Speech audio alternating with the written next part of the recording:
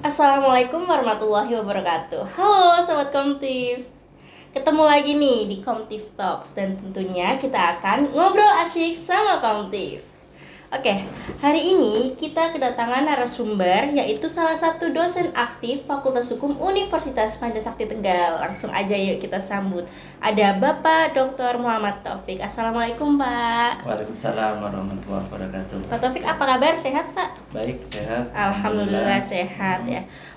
Sebelum kita membahas yang Ya. lebih jauh nih Pak, boleh dong disapa penontonnya biar kerasa kenal nih sama Pak Taufik. Oke, halo, selamat siang semuanya.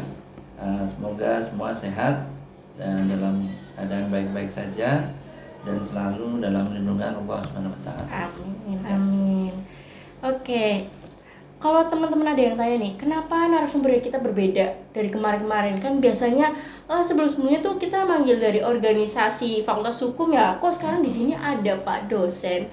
Karena di sini pembahasan kita cukup berat juga nih teman-teman. Cukup kayak menguras emosi juga ya. Karena di sini kita akan membawakan pembahasan tentang yang lagi rame di berbagai negara nih. Nggak cuma di Indonesia aja, di berbagai negara, yaitu mengenai kasus invasi Rusia terhadap negara Ukraina.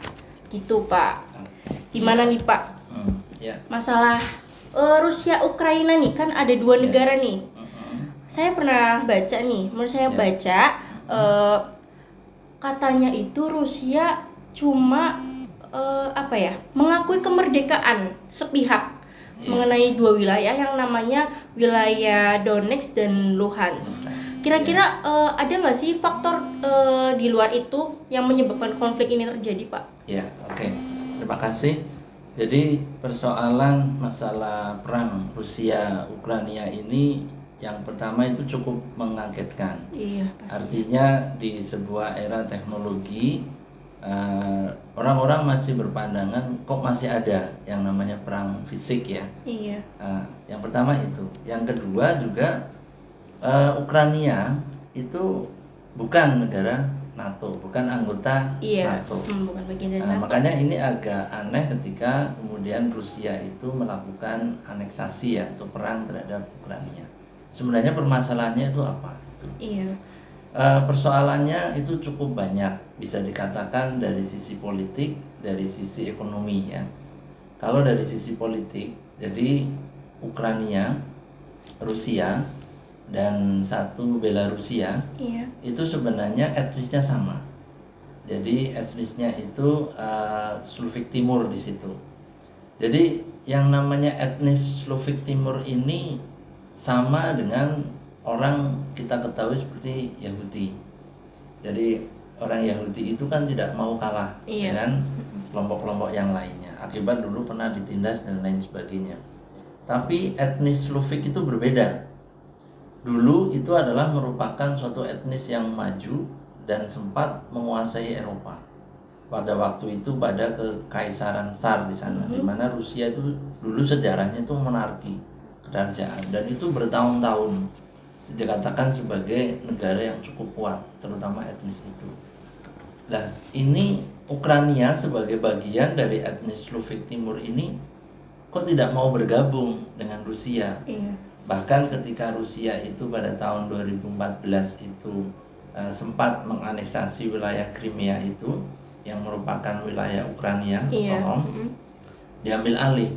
Karena apa? Karena di wilayah Crimea itu banyak etnis ya Slovak, etnis asli dari orang Rusia maupun orang Ukraina di situ. Nah, ini persoalan ini yang menjadi persoalan utama. Kenapa munculnya perang Rusia Ukraina itu? Jadi persoalan masalah sebagai etnis yang dianggap orang Rusia itu etnis yang dihormati, kok malah Ukraina melepaskan diri dari situ. Jadi seperti mengecewakan ya, anak mengecewakan sama orang tua gitu. Betul. Secara logika itu. Iya. Nah, inilah yang menjadi persoalan utama itu. Nah, kemudian yang kedua itu adalah yang namanya Ukraina itu jalur yang sangat strategis secara ekonomi. Kalau kita ketahui pendapatan Rusia itu dari apa? Kebanyakan secara ekonomi itu pendapatannya adalah dari minyak dan gas. terbesar di dunia, terutama gas. Nah, jalur untuk bisa mengekspor gas kan ekspor gas kan tidak sembarang, jadi ada salurannya seperti itu. Nah, salurannya itu ke wilayah Ukraina di situ. Maka kalau misalnya ini Ukraina itu membelot terhadap Rusia, ini akan merugikan kepentingan ekonominya Rusia, sehingga mau tidak mau ini Ukraina ini harus tanda kutip dihajar nih, supaya tidak mengganggu kepentingan politik dan tidak mengganggu kepentingan ekonomi dari Rusia itu.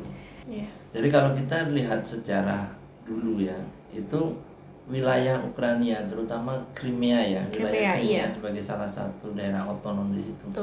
Itu adalah pintu masuk kenapa kerajaan-kerajaan Turki Utsmani, kemudian Tsar Rusia itu menguasai Eropa itu karena melewati jalur itu.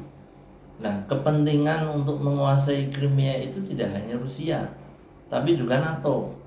Karena dengan menguasai wilayah itu maka Eropa itu aman menurut kepentingan masing-masing. Kepentingan Rusia dan rekan-rekannya dan kepentingan NATO dan teman-temannya di sini.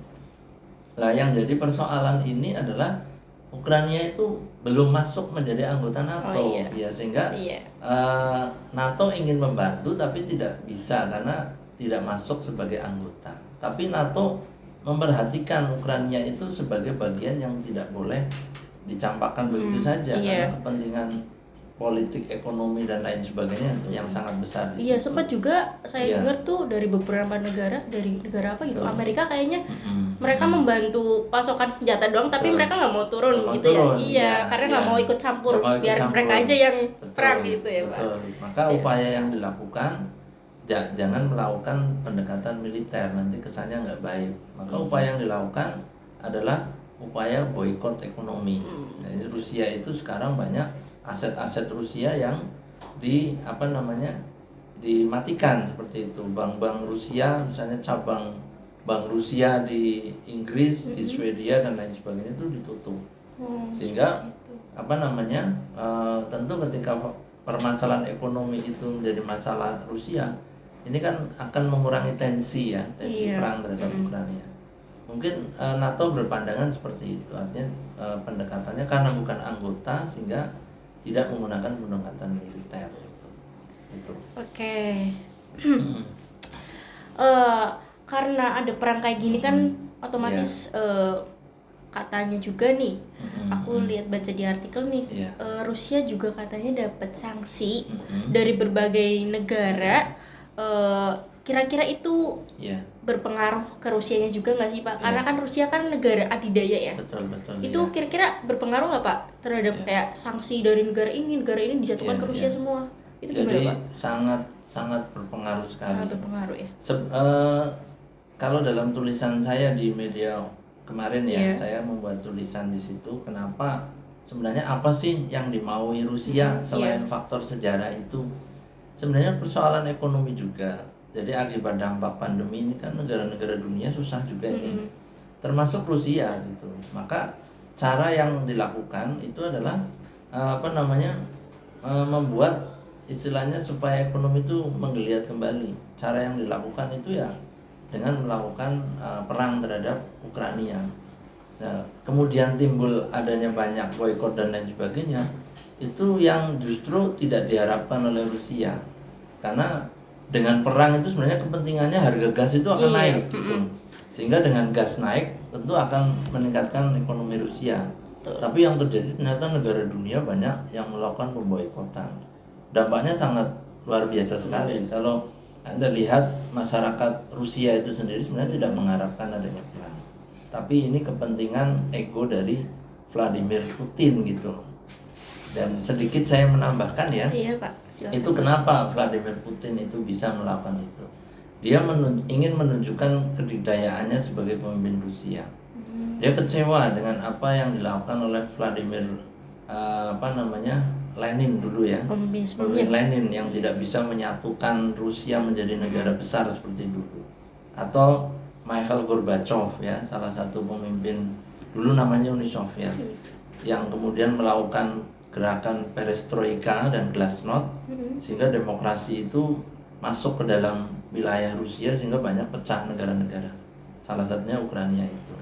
Dia tidak mau sejarah itu terulang kembali, makanya faktor itulah yang menyebabkan ini. Dan tentu dampak ekonomi masyarakat Rusia jelas sekali. Orang nggak bisa ngambil uang, orang nggak bisa ekspor dan lain sebagainya. Ini juga Iya. media massa itu sempat mempertanyakan juga nih terkait eksistensi hukum internasionalnya. Oke. Eksistensinya itu bagaimana, Pak? Karena Ya. kan di sini kan hukum internasional kan sebenarnya untuk memberikan ketertiban, tapi Ya, ini ya. malah negaranya dua tuh perang semua. Malah kayak Ini gimana ya. nih, Pak? Betul ya. Jadi kasus ini tidak hanya sekali ini, artinya peran PBB sebagai lembaga dunia yang Iya. mengayomi perdamaian itu tidak efektif. Ini sebenarnya jauh sebelum itu memang banyak indikator-indikator yang menunjukkan PBB itu tidak bisa netral itu. Pertama gini, keputusan PBB itu sangat dipengaruhi oleh Dewan Keamanan ya. Dewan Keamanan itu anggotanya siapa aja kan? Itu ada Rusia, ada Amerika, ada Cina, Jepang, dan satu lagi saya lupa ini. Nah, Dewan Keamanan itu ketika memutuskan tidak secara bulat, itu tidak bisa menghasilkan suatu keputusan. Nah, bagaimana ini bisa menghasilkan keputusan bulat? Karena Rusia sendiri masuk di situ, gitu. Sehingga peran PBB untuk menjembatani ini dalam hal konteks hukum internasional ini tidak bisa berjalan, gitu. Maka sebenarnya jalur untuk menciptakan perdamaian PBB itu sebenarnya ada selain Dewan Keamanan, yaitu Majelis Umum. Nah, dari Majelis Umum ini anggota-anggotanya selain dari Dewan Keamanan juga anggota-anggota seluruh dunia di situ. Nah, forum inilah yang mestinya dibangkitkan kembali untuk bisa merumuskan suatu kebijakan dalam rangka menciptakan perdamaian. Meskipun agak susah karena dua negara besar itu konflik yang terjadi akan mengulang sejarah seperti pada Perang Dingin sebelumnya kan, antara negara-negara yang demokratik dipimpin Amerika dan negara-negara komunis yang dipimpin oleh Rusia. Konflik itu akan selalu terjadi. Setelah melakukan berbagai macam negosiasi, Rusia itu mengungkapkan ada 4 syarat agar Rusia itu memberhentikan operasi militernya, yaitu diantaranya itu ada Ukraina harus memperhatikan aksi militer. Yang kedua, Ukraina harus mengubah konstitusi untuk menjamin netralitas. Ukraina juga harus mengakui Crimea sebagai wilayah Rusia, dan yang terakhir Ukraina harus mengakui Donetsk dan Luhansk sebagai wilayah yang merdeka. Gitu. Benar kan, Pak? Iya, betul. Ya, betul. Jadi itu diplomasi yang diminta Rusia. Memang niatnya seperti itu. Dia mau menguasai Crimea dan mau menguasai Ukraina. Itu makanya yaitu opsi diplomasi. Yang namanya diplomasi kan pilihan-pilihan untuk kepentingan diplomasinya kan, seperti itu. Rusia seperti itu. Tapi kan kita bicara Ukraina itu adalah negara yang berdaulat. Jadi kalau suatu negara berdaulat itu diganggu oleh negara lain, itu jelas melanggar apa yang namanya hukum internasional. Sehingga upaya atau beberapa cara yang dilakukan oleh Rusia menurut saya itu cara yang tidak menyelesaikan masalah, justru itu akan menambah masalah. Dan saya kira Ukraina juga tidak mau untuk melakukan itu. Betul sekali. Oke, tadi juga disebutkan nih, Ukraina itu harus merubah konstitusi buat menjalin netralitas. Apakah ini hal yang sama juga? Kira-kira kan kalau di Indonesia kan ada Undang-Undang Dasar 1945 nih, menyatakan di situ juga menghapuskan penjajahan di dunia menjadi negara non-blok. Itu gimana, Pak? Sama aja, namanya konstitusi itu kan setiap negara berbeda-beda, dan konstitusi itu kan kesepakatan bangsa ya, yang mana kalau kita bicara konstitusi itu kesepakatan yang bersifat kitab suci bagi sebuah negara. Jadi Anda bisa bayangkan ketika satu kitab suci diganggu oleh negara lain, itu kan yang terjadi reaksinya itu mesti perlawanan seperti itu. Jadi pendekatan tentang perubahan konstitusi saya kira itu adalah cara yang sama untuk melakukan perang lebih besar lagi. Jadi akan lebih baik lagi kalau ada negara yang netral, yang tidak punya kepentingan terhadap dua kelompok itu untuk menjadi mediator di situ. Nanti pertanyaannya di mana posisi Indonesia di situ kan? Karena dari segi manapun, memang apakah Indonesia memungkinkan untuk itu? Mungkin dari segi misalnya ekonomi, Ukraina punya kepentingan terhadap Indonesia karena Ukraina itu salah satu importir gandum terbesar di Indonesia. Bahkan di dunia itu gandum ternyata paling banyak ke Indonesia itu. Nah mungkin Ukraina bisa menolong itu. Atau Rusia dalam konteks hubungan dengan Indonesia bagaimana? Bisa, karena suplai gas terhadap Indonesia juga besar Rusia dari sisi ekonomi. Cuman memang kalau dari sisi politik ya sebenarnya ada peran juga, karena Indonesia itu salah satu pemimpin negara ASEAN, yang artinya tidak bisa diremehkan untuk bisa melakukan itu. Nah hanya memang apakah itu efektif untuk bisa menjadikan sebagai negara yang memediasi itu. Nah ini tinggal menurut saya berpikir yang kepentingan bersama, terutama Vladimir Putin ya dan Zelensky, agar ketika persoalan ini akan terus berlarut-larut, yang terjadi adalah masyarakat Rusia dan Ukraina yang menjadi korban. Betul. Itu Yang merasa tidak aman juga ya Pak. tidak aman juga. Ya. Oke. Yang terakhir nih Pak, saya mau tanya, kira-kira harapan Pak Taufik apa nih terkait kejadian yang lagi terjadi nih, perang antar Rusia versus Ukraina ini, gimana tuh Pak? Jadi apa yang bisa kita ambil dari konflik Rusia dan Ukraina? Pertama, perlunya suatu negara untuk tidak meremehkan alat persenjataan atau istilahnya alutista ya. Jadi sekarang itu tidak bisa diremehkan. Dengan adanya konflik itu menunjukkan bahwa perang itu akan terjadi kapan saja gitu. Maka Indonesia dalam rangka untuk itu harus meningkatkan alutsistanya, dimodernisasi.